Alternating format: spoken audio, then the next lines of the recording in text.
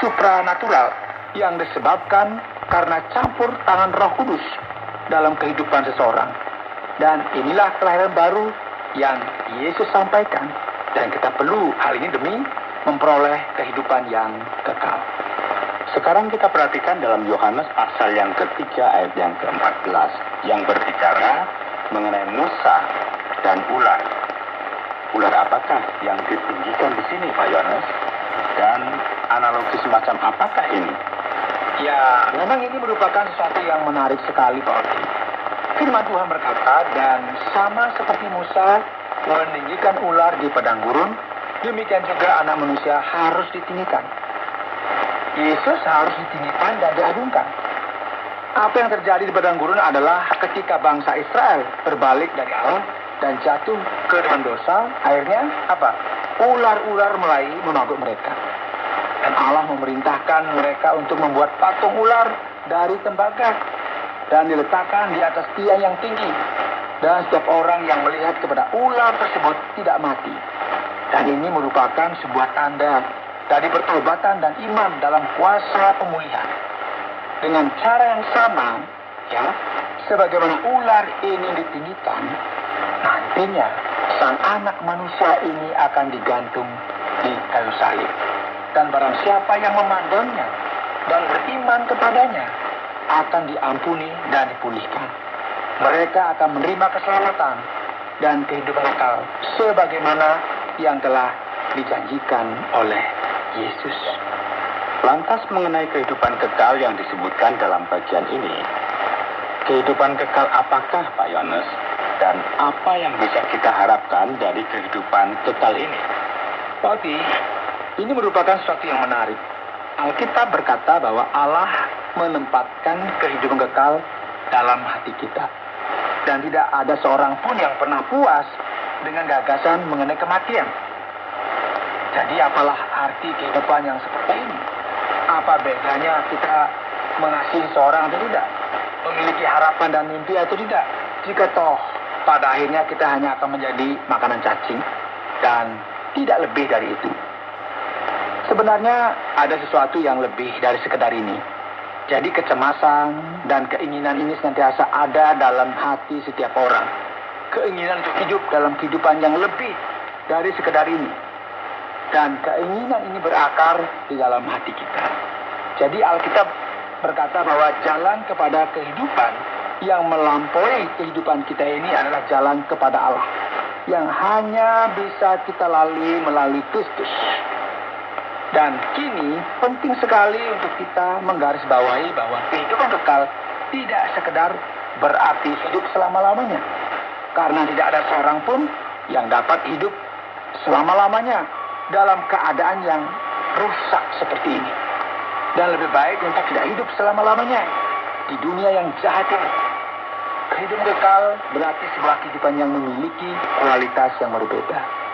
Kita akan hidup dalam kepenuhan, kepuasan yang kekal dan absolut. Menjadi seperti apa yang Allah rencanakan sebelumnya.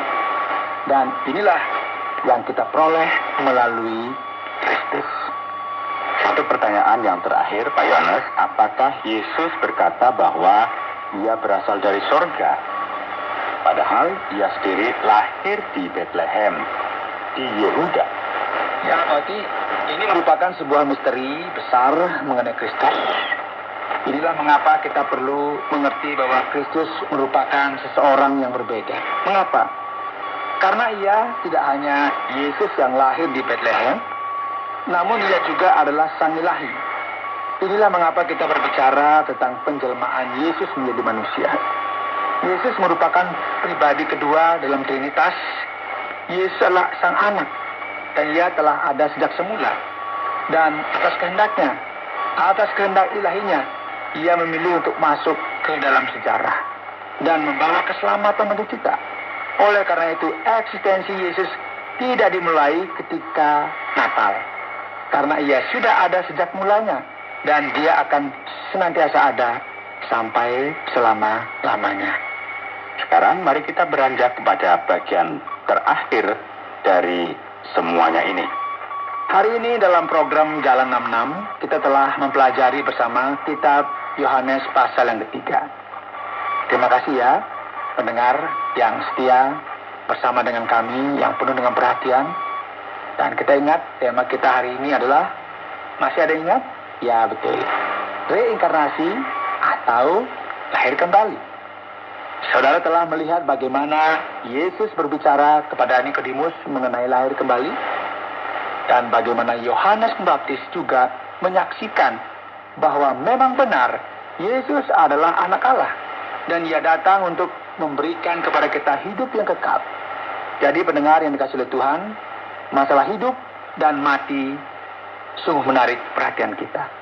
Dalam kehidupan, kita dilahirkan, namun kita juga dapat mati secara rohani. Setiap orang yang lahir, mereka hanya lahir satu kali saja dan akan mati 2 kali. Namun setiap orang yang lahir 2 kali akan mati 1 kali saja. Inilah mengapa mereka yang telah lahir secara rohani akan lahir kembali dan tidak akan pernah mati kembali.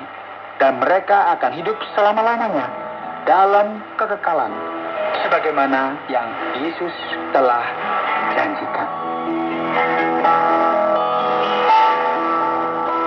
Saudara pendengar, karena waktu yang tidak memungkinkan, kita akhiri program Jalan 66 kali ini. Apakah saudara ingin mengetahui terlebih lagi mengenai kehidupan dan pengajaran Yesus? Kami menantikan Anda untuk tetap mengikuti pelajaran berikutnya dalam lanjutan pembelajaran tentang apa yang diajarkan oleh Yesus Kristus kepada kita. Saudara, program Jalan 66 mengundang Anda untuk terus bersama dalam seri pembelajaran Alkitab yang memberikan pelajaran menyeluruh tentang firman Tuhan. Apabila Anda memiliki pertanyaan atau berespon terhadap topik berhubungan dengan program ini, silakan menyampaikan melalui WhatsApp ke nomor 081 333 777 386 081 333 777 386. Terima kasih atas perhatian Anda.